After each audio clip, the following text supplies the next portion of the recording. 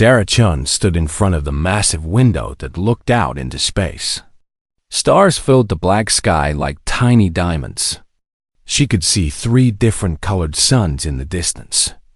This was her new home for the next 2 years. The Galactic Defense Academy sat on a space station called Kepler-7. It was huge, bigger than any city she had ever seen on Earth. She pressed her hand against the cool glass. Back home, her friends were probably getting ready for college or starting jobs. Here she was, millions of miles away from Earth, trying to become a soldier in an alien army. Sometimes she wondered if she had made the right choice. Amazing view, right? Sarah turned around. Marcus Rivera walked up beside her. He was one of the other 2 humans in their class. His dark hair was cut short like hers. All cadets had to follow the same rules about appearance. Yeah, Sarah said. Still feels like a dream. Or maybe a nightmare. Marcus laughed. Come on, how many people get to see this? We're part of history here. Sarah knew he was right. Humans had only joined the Interspecies Alliance 5 years ago. Before that, most aliens thought Earth was empty.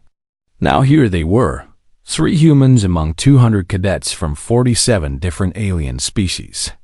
It was both exciting and terrifying. We should get to class, Marcus said. Elena is already there. They walked through the wide hallways of the academy. The floors were made of some kind of metal that never got dirty. The walls glowed with a soft blue light. Everything was built to fit different types of aliens. Some doorways were tall and thin. Others were short and wide. Some had ramps instead of stairs. Sarah and Marcus had to duck under a pipe that was perfect height for the bird-like Keithra aliens. A group of them flew past, their feathers shining in the light. Their wings made soft whistling sounds as they moved. They reached their classroom and found Elena Martinez already sitting in the front row. She was the 3rd human. Elena was small but very smart. She always asked good questions and took lots of notes. You're almost late, Elena whispered as they sat down. The classroom filled up quickly. Sarah looked around at her classmates. They were all so different. The Vorthen were the biggest. They looked like walking crystals, 8 feet tall and very strong. Their skin was blue-green and seemed to sparkle. When they moved, she could hear tiny musical sounds. The Nereid looked like people crossed with fish. They had smooth, wet skin and large eyes. They could breathe both air and water. Their fingers had small webs between them. They always seemed calm and peaceful.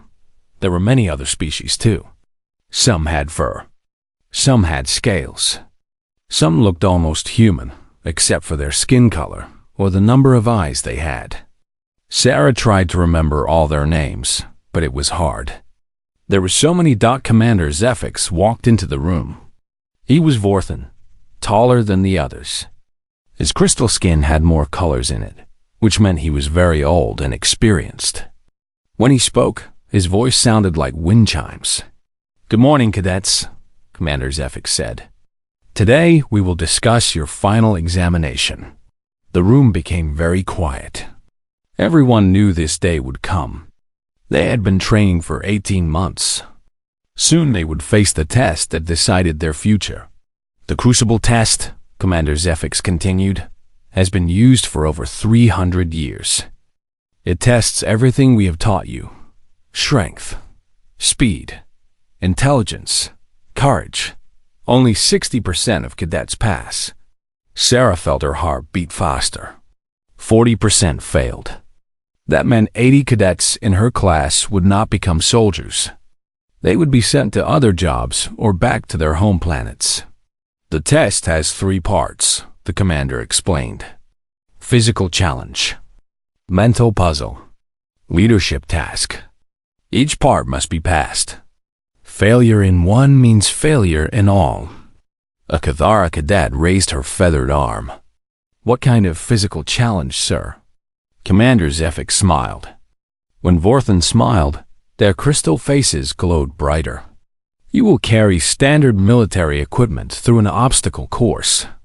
The equipment weighs 400 pounds. The course is 2 miles long. You have 30 minutes. Sarah's stomach dropped. 400 pounds? She could barely lift 100 pounds back home in the gym. How was she supposed to carry 4 times that weight? She looked at the Vorthan cadets. They seemed confident. Their crystal bodies were built for strength. The Kithara looked worried. They were fast, but light. Their bones were hollow like birds on Earth. The Nereids seemed thoughtful. They were strong swimmers, but not used to carrying heavy things on land. The equipment pack contains life support gear, Commander Zephix continued. Oxygen tanks, emergency food, medical supplies, water purifiers. Everything a soldier needs to survive on dangerous planets. You cannot remove anything from the pack. You cannot get help from others. You must complete the course alone. Elena raised her hand. When is the test, sir? Next week. 7 days from today. Use this time to prepare. After class, the 3 humans sat together in the cafeteria. The food was strange but tasty. It had to be safe for all 47 species to eat. 400 pounds, Marcus said quietly. That's like carrying 2 refrigerators. Maybe we should talk to the Academy about different tests for different species, Elena suggested. It's not fair. Vorthan are naturally stronger than us. Sarah shook her head. They won't change it. The test is supposed to be hard. Soldiers have to carry equipment in real battles. Enemy won't care if we're weaker. She watched a group of Vorthan cadets at another table. They were laughing and seemed relaxed. One of them, Krez, lifted a chair with one finger to make a joke. The chair was made of the same heavy metal as everything else on the station. Maybe we can train extra hard this week, Marcus said, but he didn't sound very hopeful. Sarah wasn't hopeful either. 7 days to become strong enough to carry 400 pounds? It seemed impossible. She had always been average at physical things. Not weak, but not strong either. Just normal. But normal for a human might not be good enough in the galaxy. Sarah lay in her bed that night, staring at the ceiling. The room was small but comfortable. It had everything she needed. A bed, a desk, a closet, and a small window that showed more stars. She shared the room with a Nereid named Splash. That wasn't her real name, but Sarah couldn't say the real one. It had too many sounds that humans couldn't make. Splash was already asleep. Her breathing was slow and deep. Nereid only needed 4 hours of sleep each night. Sarah envied that. She needed 8 hours, but couldn't fall asleep now. Her mind kept thinking about the test. She remembered why she was here. Why any human was here. 5 years ago, Earth had been in terrible danger. A massive asteroid was heading straight for the planet. Scientists said it would destroy most life on Earth.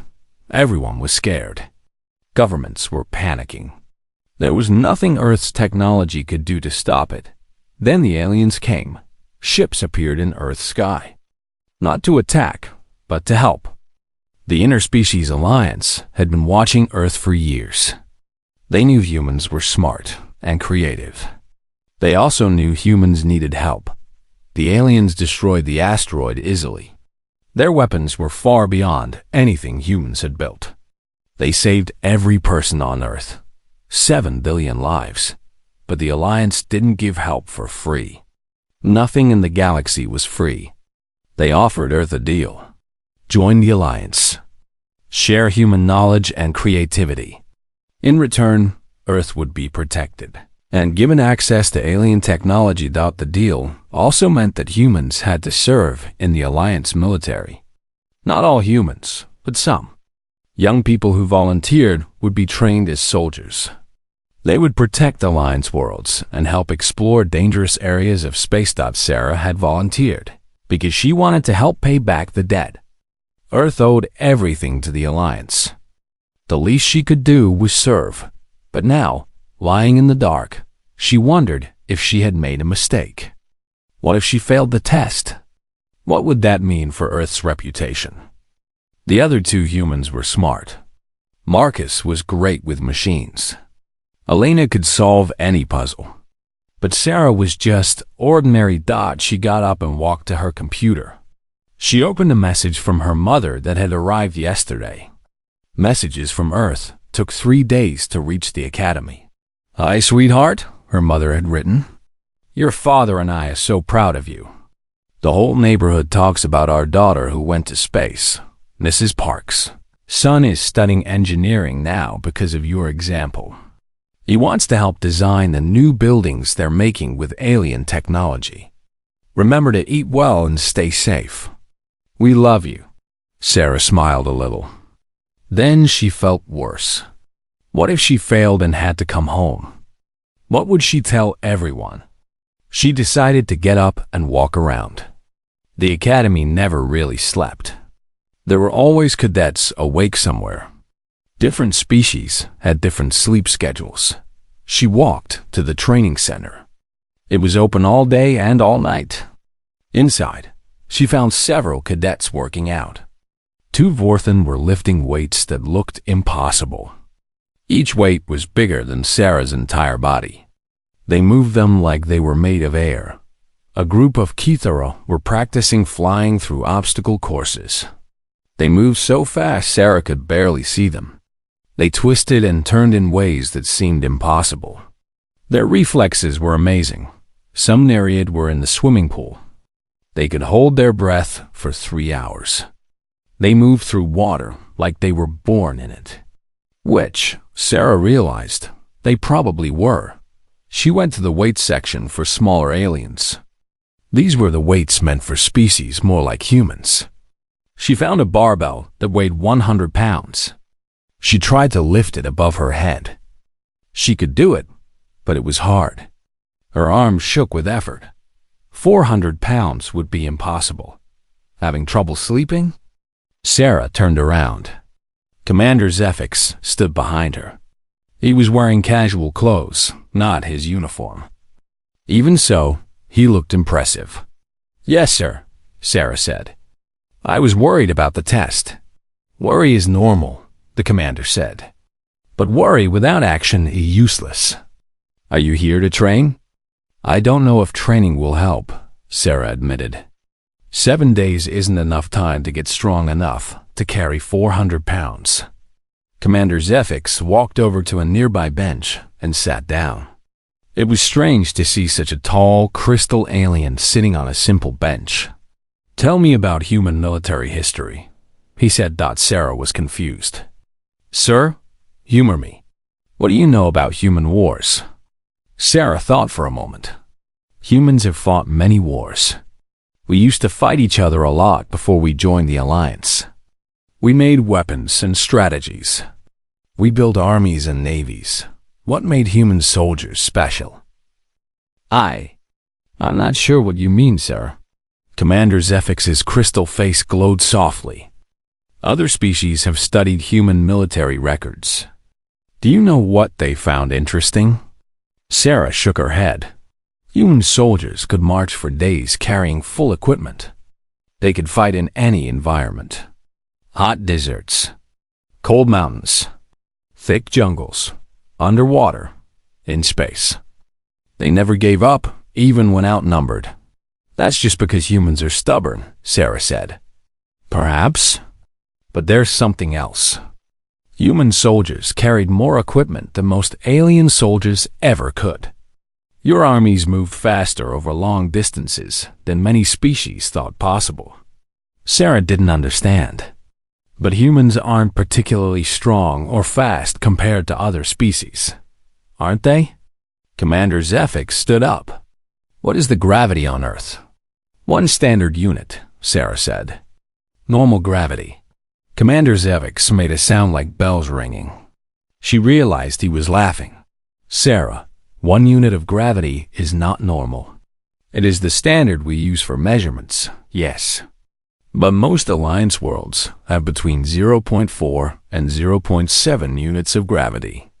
Earth has some of the strongest gravity of any populated planet in the Alliance.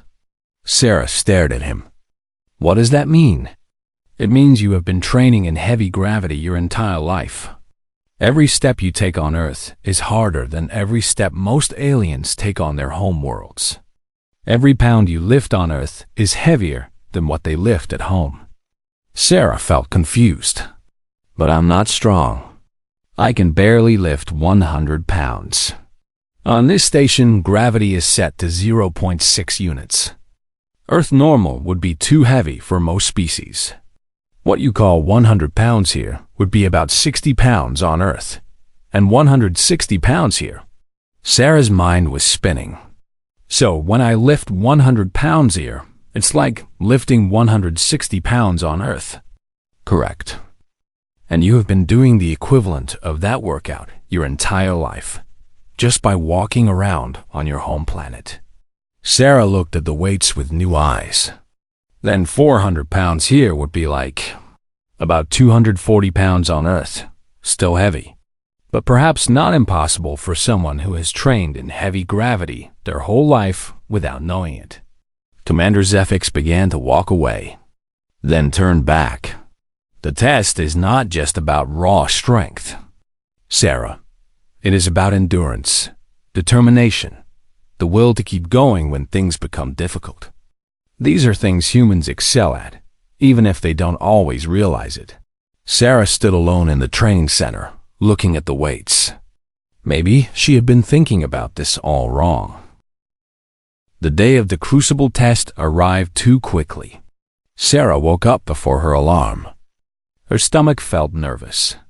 She had spent the last week training harder than ever before. The conversation with Commander Zephyx had given her some hope, but she still wasn't sure if it would be enough. She got dressed in her testing uniform. It was made of tough fabric that could handle rough treatment. All the cadets wore the same thing. Gray shirt, gray pants, black boots. No decorations or personal items allowed in the cafeteria. The mood was quiet. Even the usually loud Kithara were speaking in whispers. Sarah sat with Marcus and Elena. None of them ate very much. I barely slept, Elena said. Her hand shook a little as she held her drink. Me too, Marcus added. I kept having dreams about dropping the pack and failing. Sarah looked around the room. About half the cadets looked confident. These were mostly the strong ones, like the Vorthan. The other half looked as nervous as she felt. All cadets report to Testing Chamber 7, came an announcement over the speakers. They walked through the halls in groups. No one talked much. The testing chamber was in a part of the academy Sarah had never seen before. The hallways here were wider and the walls were thicker. Everything looked more serious. Testing Chamber 7 was huge. The ceiling was so high Sarah couldn't see the top. The floor was covered in different materials. Some parts were sand. Some were metal. Some looked like rock or mud. There were walls to climb over, holes to crawl through, and obstacles everywhere. In the center of the room sat 200 identical packs. They were black and gray, with many straps and buckles. Even from a distance, Sarah could see they were heavy. They sat on the ground like sleeping animals. Commander Zephyx stood on a platform where everyone could see him. Other instructors were positioned around the room. They all looked serious. Cadets, Commander Zephyx began, today you face the Crucible test. You will be called one at a time. You must carry a standard military pack from the starting line to the finish line. The pack weighs 400 pounds. The course is 2 miles long. You have 30 minutes. He pointed to a large clock on the wall. If you drop the pack, you fail. If you take longer than 30 minutes, you fail. If you remove anything from the pack, you fail. If you receive help from anyone, you fail. These rules have no exceptions. Sarah's mouth felt dry. Seeing the actual course made everything real. It wasn't just weights in a gym anymore. This was the test that would decide her future. "We will begin in alphabetical order by species name," Commander Zephyx announced. First group, Aquilan Cadets. 3 bird-like aliens stepped forward. They were smaller than the Cathara, with brown and gold feathers. Sarah watched as the first one approached the pack. He grabbed the straps and tried to lift it. The pack barely moved. The Aquilan Cadet strained with effort. His feathers puffed out and his beak opened as he gasped. Finally, he managed to get the pack onto his back, but he was already breathing hard. "Begin," called an instructor. The Aquilan started walking. After only 50 yards, he was struggling. After 100 yards, he was moving very slowly. He made it about a quarter of the way through the course before he collapsed. The pack fell to the ground with a heavy thud. "Test failed," announced the instructor. The second Aquilan did a little better, but not much. The third didn't even manage to lift the pack off the ground. Sarah felt her heart sink. If the Aquilan couldn't do it, how could she? Next came the Bavarian. They looked like walking cows with hands instead of hooves. They were bigger than humans, but not as big as Vorthan. The first one managed to carry the pack about halfway before giving up. Then came the crystalline. These aliens were made of living rock. They were strong, but also very slow. The first one lifted the pack easily, but moved too slowly. He ran out of time before reaching the finish line. Species after species tried to test. Some failed at the beginning. Some failed in the middle. A few actually finished. Sarah noticed that most who finished looked exhausted and barely made it within the time limit. The Cathara were called next. Sarah held her breath as her flying classmates tried the test. Their hollow bones made them light and fast, but also weak when it came to heavy lifting. The first Cathara, a cadet named Whistle, approached the pack confidently. She grabbed the straps and pulled. The pack lifted a few inches off the ground, then fell back down.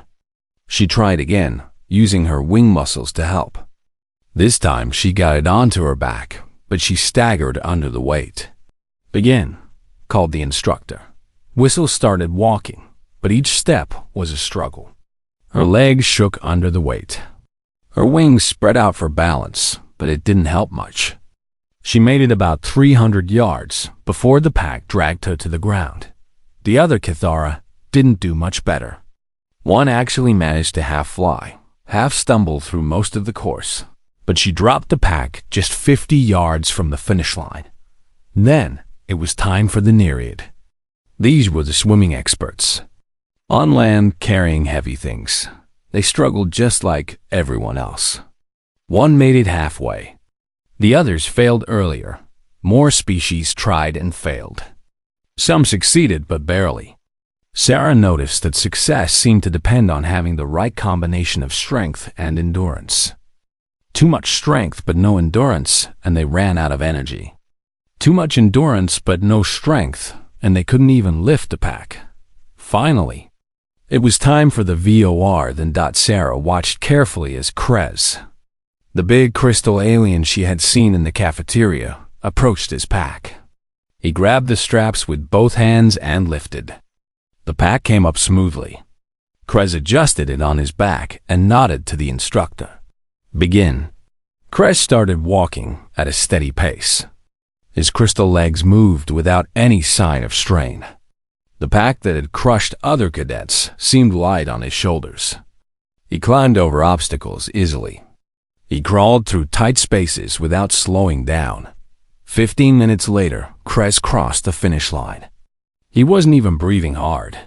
"Test passed," announced the instructor. The other Vorthan did almost as well. A few struggled more than Krez, but most of them passed. They were built for this kind of work. Sarah started to feel hopeful again. If the Vorthan could do it, maybe she could too. Commander Zephix's words about gravity came back to her.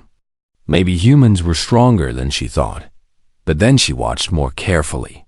Even the successful Vorthan were working hard. Their crystal skin was glowing brighter from effort. Some were making small sounds that she recognized as Vorthan expressions of strain. This wasn't easy for them either. More species took their turns. The pattern was becoming clear. Only the naturally strong species were passing, and even they found it difficult. Human cadets, Commander Zephyx, finally called. Sarah felt her heart jump. This was it. Marcus was called first, since his last name started with R. Elena would go next. Then Sarah. Marcus walked to his pack on shaky legs. Sarah could see the fear on his face. He grabbed the straps and pulled out to Sarah's surprise. The pack lifted fairly easily. Marcus looked surprised too. He swung it onto his back and adjusted the straps. He looked uncomfortable, but not crushed like some of the other cadets had been. "Begin," called the instructor. Marcus started walking. His pace was steady, not fast but not slow either. Sarah watched anxiously as he navigated the obstacles. He climbed over walls without too much trouble. He crawled under barriers. He walked through sand and mud. 22 minutes later, Marcus crossed the finish line. He was tired and sweating, but he had made it. Test passed. Elena went next. She was smaller than Marcus, and Sarah worried the pack would be too heavy for her. But Elena managed to lift it and get it on her back. She started walking, slower than Marcus, but still making good progress. Elena was more careful than Marcus. She took her time with obstacles, making sure not to waste energy. She finished in 27 minutes, cutting it close but still passing. Test passed. Now it was Sarah's turn. She walked toward her pack feeling more hopeful than she had all week. If Marcus and Elena could do it, maybe she could too. She reached down and grabbed the straps. The pack was heavy, but not impossibly so. She lifted it and swung it onto her back. And then something strange happened. The pack felt manageable, not light, but not crushing either. Like a heavy backpack she might take on a long hike. Sarah looked up at Commander Zephyx. He was watching her with what she thought might be a smile. "Begin," called the instructor. Sarah started walking, and for the first time all day, she felt like she might actually have a chance. Sarah began walking across the testing course. Each step felt normal. Not easy, but normal.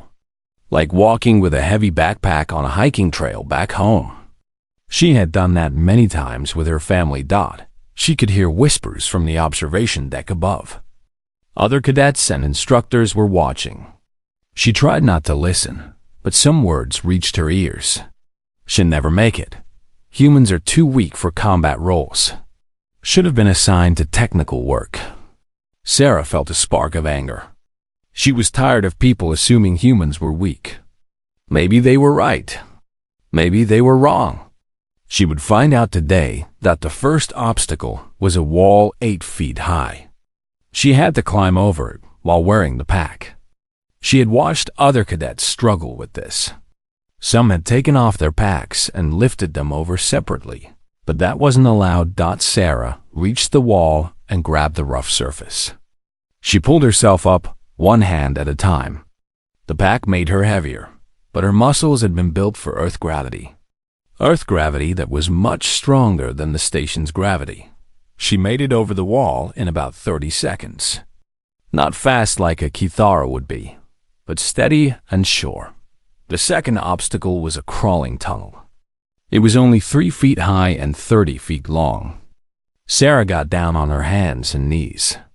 The pack made it harder to fit, but she squeezed through. Her knees scraped against the rough floor, but she kept moving. On the observation deck, she could hear more whispers. These sounded different, surprised. "She's moving faster than expected. The pack doesn't seem to be slowing her down much. Are we sure that pack weighs 400 pounds? Sarah emerged from the tunnel and kept walking. The course continued through different types of terrain. Sand that tried to grab her boots. Mud that splashed up to her knees. Rocky ground that was uneven and tricky. She maintained the same steady pace. Not rushing, but not slow either. like she was walking to school back home, just carrying more weight behind her. She could see the Vorthan cadets who had already passed. They were resting and breathing hard. Their crystal skin was still glowing from effort. They looked surprised as they watched her move. The next obstacle was a rope bridge over a 20-foot gap. The bridge swayed as Sarah stepped onto it. The extra weight from the pack made it swing more. She held the guide ropes and walked carefully across. The pack shifted on her back, but she adjusted and kept going. Halfway through the course now, she checked the big clock on the wall. 12 minutes had passed. She was making good time. The whispers from above were getting louder. How is she doing that? She should be exhausted by now. Check the pack weight. Something must be wrong. Sarah heard Commander Zephix's voice rise above the others. The pack is correct. 400 pounds, same as all the others. Then how? Someone started to ask. Think about it, Commander Zephix said. Where does she come from? Sarah didn't hear the response, but she could guess what he meant. Earth. High-gravity Earth. She reached a climbing obstacle. Not a wall this time, but a rock face that went up 20 feet. Handholds and footholds were carved into it, but it was still a difficult climb. Sarah had rock climbed before on Earth. Her older brother had taught her. This was harder because of the pack, but the basic skills were the same.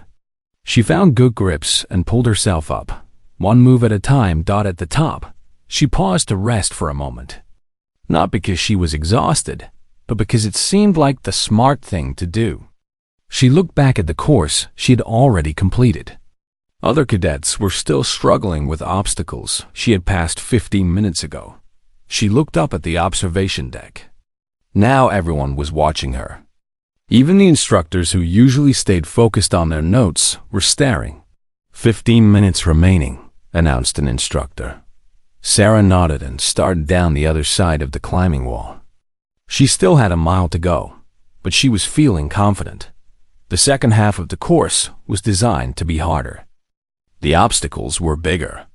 The terrain was rougher. There were more places to slip or fall. Sarah approached a balance beam that stretched across another gap. It was only 6 inches wide and 30 feet long. The pack made balancing harder, but she had good balance naturally. She stepped onto the beam and walked across, arms out for stability. No problems. Next was a rope climb. 30 feet straight up, then 30 feet back down. With the pack, Sarah grabbed the rope and started climbing. Her arms and shoulders burned with effort, but they held. She had been doing pull-ups and rope climbing in the gym for months. Up she went, hand over hand. The pack pulled at her shoulders, but she compensated. At the top, she grabbed the anchor point and started back down, controlling her descent. On the ground again, she kept walking. 10 minutes remaining. Less than half a mile to go now. Sarah was breathing harder than when she started, but she wasn't exhausted. Her legs felt fine. Her back was sore from the pack, but not painful. She could see the finish line in the distance. It was marked with bright flags and a large banner. The final obstacles were the hardest. A mud pit she had to crawl through. A wall that was 12 feet high instead of 8. A maze of barriers she had to navigate. Sarah tackled each one methodically.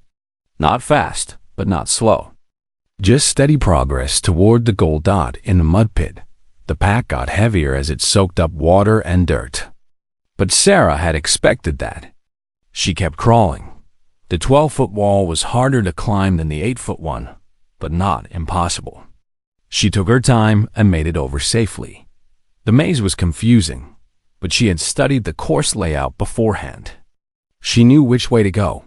5 minutes remaining. Sarah was close now. Just a few hundred yards to the finish line. She could see cadets and instructors gathered at the end, watching her approach. She passed the final obstacle and broke into a slow jog. Not because she had to, but because she wanted to finish strong. 2 minutes remaining. Sarah crossed the finish line with 2 minutes to spare. She had completed the course in 28 minutes. Test passed, announced the instructor, but his voice sounded confused. Sarah stopped and carefully removed the pack. She set it down gently and stretched her back.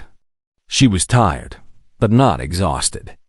She felt like she had just finished a good workout. The observation deck was completely silent. Commander Zephyx came down from the platform. His crystal face was glowing brighter than usual. He walked over to Sarah's pack and checked the weight measurement device attached to it. 400 pounds exactly, he announced to everyone. Same as all the others. Then he turned to address the watching crowd. For those who are confused, he said, let me explain something about Earth. The planet these humans come from has gravity of 1 full standard unit. Most Alliance worlds have gravity between 0.4 and 0.7 units. He gestured to Sarah. This cadet has been training in heavy gravity her entire life. Every day, just walking around her home planet. She has been working against gravity nearly twice as strong as what we consider normal. Understanding began to spread through the crowd. When we set this station to 0.6 gravity to accommodate most species, we made it easier for her, not harder. 400 pounds here feels like about 240 pounds would feel on her home world. Commander Zephyx looked around at all the watching aliens. But even accounting for gravity difference, what you just witnessed was impressive. This cadet didn't just complete the course. She made it look easy. She maintained steady pace throughout. She showed no signs of serious fatigue. He turned back to Sarah. Cadet Chen, do you have anything to say? Sarah looked up at all the watching faces. Aliens from dozens of different worlds, all staring at her. She thought about her mother's message. About paying Earth's debt to the Alliance. About proving that humans belonged here. That wasn't so bad, she said simply. The pack felt about like what I carry when I go camping with my family. The silence continued for a moment. Then one of the Vorthan cadets started laughing. The sound was like wind chimes in a storm. Soon others joined in. Camping, Krez said, shaking his crystal head. She says it felt like going camping. Sarah smiled. For the first time since arriving at the academy, she felt like she belonged. The testing continued for the rest of the day, but everything had changed. Word spread quickly through the academy about what Sarah had done. Cadets who hadn't seen the test firsthand came to watch the remaining humans. There were 47 other human cadets in different classes throughout the academy. Over the next few days, they all took their crucible tests. The results were similar to Sarah's performance. Not identical, because some humans were naturally stronger or weaker than others. But all of them found the test manageable. Most humans completed the course in 20 to 25 minutes. A few finished in under 20 minutes. One human cadet, a former weightlifter named David, finished in 16 minutes and wasn't even breathing hard. The academy administrators were forced to reconsider everything they thought they knew about humans. 3 days after Sarah's test, she was called to Commander Zephyx's office. She had never been there before. It was larger than she expected, with a window that showed a view of space and several different planets in the distance. Sit down. Cadet Chun, Commander Zephyx said. Sarah sat in a chair that was designed for multiple species. It adjusted to fit her human body shape automatically. Your test performance has created quite a discussion among the Academy leadership, he began. We have been reviewing human assignments throughout the Alliance military. Am I in trouble, sir? Sarah asked. Commander Zephyx made the wind chime sound that meant he was amused. No, Cadet, you are not in trouble. But your performance, and that of the other humans, has shown us that we have been making a mistake. He turned his chair to face her directly. For 5 years, we have been assigning humans to technical and support roles. We assumed you were intellectually gifted, but physically limited. We were wrong about the physical part. Sarah wasn't sure what to say, so she remained quiet. We have been underutilizing human potential, Commander Zephyx continued. Your people are not just smart. You are also stronger and more durable than most Alliance species. This changes many things. Over the next few weeks, Sarah watched those changes happen. Human cadets, who had been assigned to engineering tracks, were moved to combat training. Humans who had been designated for communications work were transferred to infantry preparation. Not all humans wanted to be soldiers, of course. Some preferred the technical work. But now they had choices they hadn't had before. Marcus and Elena both chose to stay in combat training. Marcus said he wanted to try being a real soldier now that he knew he could do the physical work. Elena was excited about the leadership opportunities that combat roles offered. But the biggest changes happened beyond the academy. Commander Zephyx explained that there were over 10,000 humans serving in Alliance military throughout the galaxy. Most of them had been assigned to support roles based on the assumption that they couldn't handle combat duties. We are reviewing every human assignment, he told Sarah one day. Many will be offered chances to transfer to roles that better match their actual capabilities. Sarah thought about this. 10,000 humans who might be much more capable than anyone realized. It was an amazing idea. 6 months later, Sarah was in advanced combat training. The course was designed to prepare cadets for the most difficult military assignments. Dangerous planets, enemy territory, rescue missions. She found herself working alongside the best cadets from many species. Krez was there, along with several other top Vorthan. Some of the fastest Kithara had qualified. A few exceptional Nereid who excelled at underwater combat, and more humans than ever before. The training was intense, but Sarah had learned something important about herself and her species. Humans didn't just have hidden physical strength. They had endurance. They could keep going when others got tired. They could work in difficult conditions without giving up. During a week-long survival exercise on a desert planet, Sarah watched other cadets struggle with the heat and the long daily marches. The Kithara suffered in the hot sun. Even the strong Vorthan had trouble with the constant physical demands, but the humans adapted. They found ways to stay cool. They paced themselves for the long term rather than trying to be fast in the short term. When other cadets were exhausted after 3 days, the humans were still going strong. It's not just the gravity training, Elena observed one evening as they rested around their camp. We come from a world with lots of different environments. Hot places, cold places, wet places, dry places. Our bodies learn to handle change. Marcus nodded. Most alien worlds are more stable than Earth. They don't have as many different climates and conditions. We're used to adapting. Sarah realized he was right. Earth was a challenging planet in many ways. Strong gravity, extreme weather, diverse environments. Humans had evolved to handle all of that. In the controlled environments of most Alliance worlds, those adaptations made humans more capable than expected. 1 year after the Crucible test, Sarah graduated from advanced combat training at the top of her class. She was assigned to an elite unit that handled the Alliance's most dangerous missions. Her first assignment was to help evacuate civilians from a planet where the gravity was 1.3 standard units. Most Alliance species couldn't function well in such heavy gravity.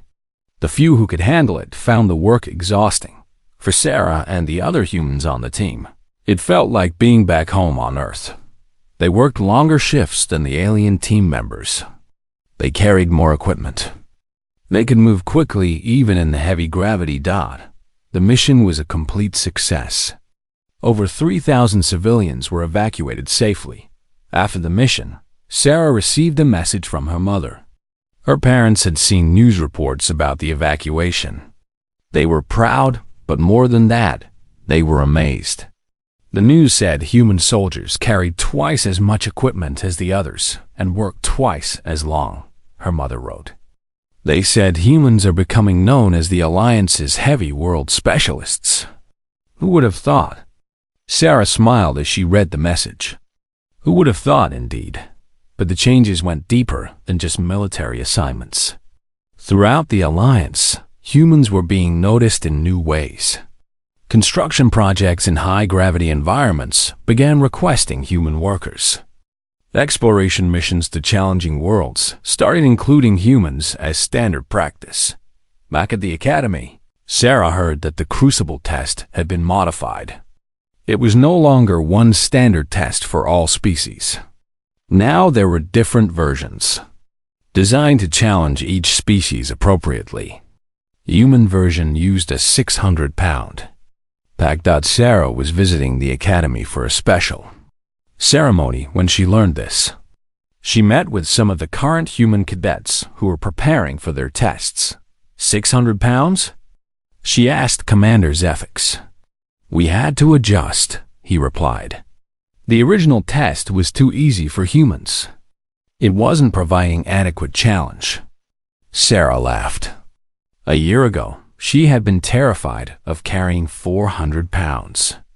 Now the Academy considered that too easy for her species. During the visit, she watched a new group of cadets taking the revised test. A human cadet named Jake approached his 600-pound pack. He was smaller than Sarah, probably weighed about the same as she did. Jake grabbed the straps and lifted the pack. It was clearly heavy, and he strained with the effort. But he got it on his back and started walking. Sarah watched him navigate the course. He was slower than she had been, and he was working much harder. Sweat poured down his face. His breathing was labored, but he kept going. Step after step, obstacle after obstacle. He finished the course in 29 minutes, with just 1 minute to spare. Test passed, announced the instructor. Jake dropped the pack and sat down heavily. Exhausted but successful, a Cathara cadet flew over to him. That was amazing, she said. I can barely lift half that weight. Krez, who was now an instructor at the academy, approached Sarah. Your test started something important, he said. Not just for humans, but for everyone. We learned that our assumptions about different species were often wrong. Now we test each species properly, and we discover capabilities we never knew existed. Sarah nodded. It felt good to know that her small part in this had helped others as well. But as she watched Jake recovering from his test, she realized something else. She wasn't tired at all from watching, and 600 pounds didn't sound impossible to her anymore. Commander Zephyx, she said. What's the heaviest pack any human has carried in training? The crystal alien's face glowed with amusement. Why do you ask, Cadet Chun? Just curious, Sarah said. And please, call me Sarah now. I'm not a cadet anymore. Very well, Sarah. The record is currently 800 pounds, carried by a human named David Chun on a world with 1.5 standard gravity. Sarah's eyes widened. Chun. That's my last name. Yes, Commander Zephyx said. David is your brother. He joined the Alliance military 6 months after your graduation. Apparently, your success inspired him. Sarah felt a warm feeling spread through her chest. Her little brother David, who had always been bigger and stronger than her. He was out there somewhere, carrying 800-pound packs on high-gravity worlds. Where is he assigned? She asked. Heavy Assault Team. They handle the missions that are too physically demanding for other species. Very dangerous work, but very important. Sarah thought about her family back on Earth. Her parents must be amazed at how things had turned out. 2 children in space.